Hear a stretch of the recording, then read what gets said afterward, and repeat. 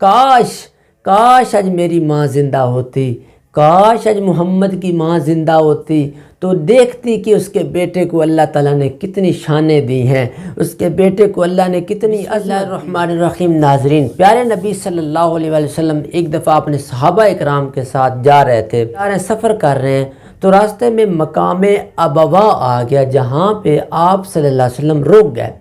وہاں پہ رکے تو صحابہ اکرام رضی اللہ تعالیٰ عنہ دیکھ رہے ہیں آپ صلی اللہ علیہ وسلم کیوں یہاں پہ رک گئے ہیں۔ آپ صلی اللہ علیہ وسلم نے تھوڑا سا آگے جا کے ایک قبر کے پاس جا کے کھڑے ہو گئے تو صحابہ اکرام آپ صلی اللہ علیہ وسلم کی گرد آپ صلی اللہ علیہ وسلم کے پاس کھڑے ہو گئے اور حیران و پریشان ہیں کہ آپ صلی اللہ علیہ وسلم یہاں پہ اس قبر کے پاس کیوں رک گئے۔ تو آپ صلی اللہ علیہ وسلم نے اس قبر کے پاس کھڑے ہوئے تو آپ صلی اللہ علیہ وسلم کی آنکھوں میں آنسو آ گئے۔ جب آنسو آئے صحابہ اکرام بھی تھے، ان کی آنکھوں میں بھی آنسو آ گئے۔ پوچھ رہے ہیں کہ یا رسول اللہ کیا ماجرا ہے، آپ کس قبر کے پاس کھڑے ہو گئے، یہ کس کی قبر ہے؟ آپ صلی اللہ علیہ وسلم سے عرض کر رہے ہیں۔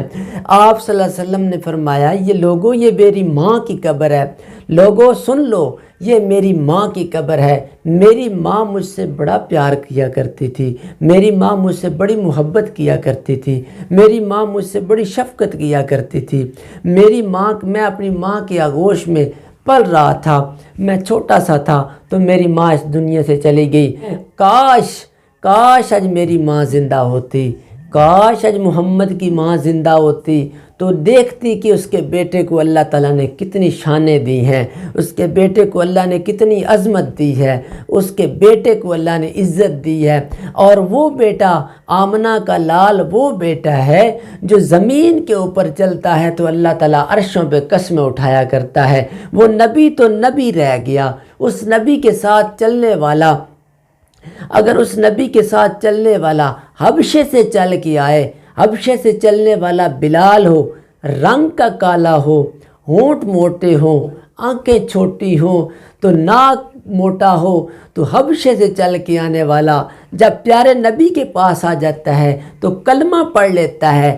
آج آمنہ کے در یتیم، عبداللہ کے در یتیم کے پاس آ کے جب کلمہ پڑھ لیتا ہے تو اس کے قدموں کی آہٹ جو ہے وہ جنت کے اندر اللہ تعالیٰ پہنچا دیتا ہے۔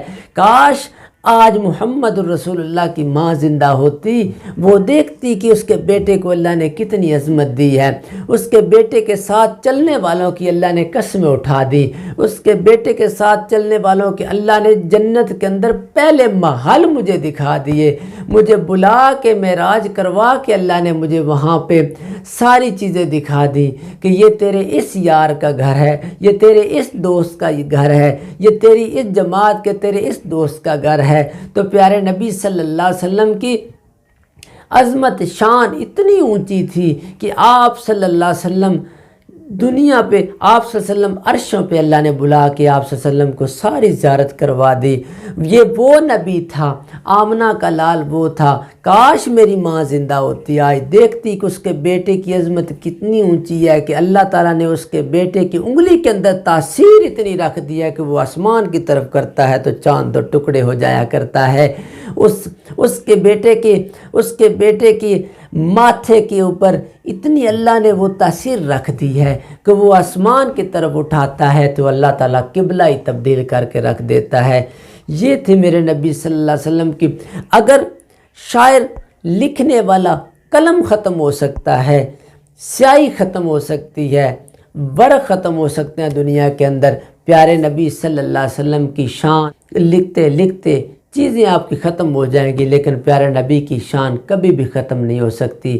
تو دوستو، میری ویڈیو آپ کو پسند آئی ہوگی، لائک کریں، شیئر کریں، کمنٹ ضرور دیں اور میرے یوٹیوب چینل کو سبسکرائب ضرور کریں، بیل آئیکن پر کلک کریں تاکہ نئی ویڈیو آپ کے پاس آئے۔ تھینک یو، اللہ حافظ۔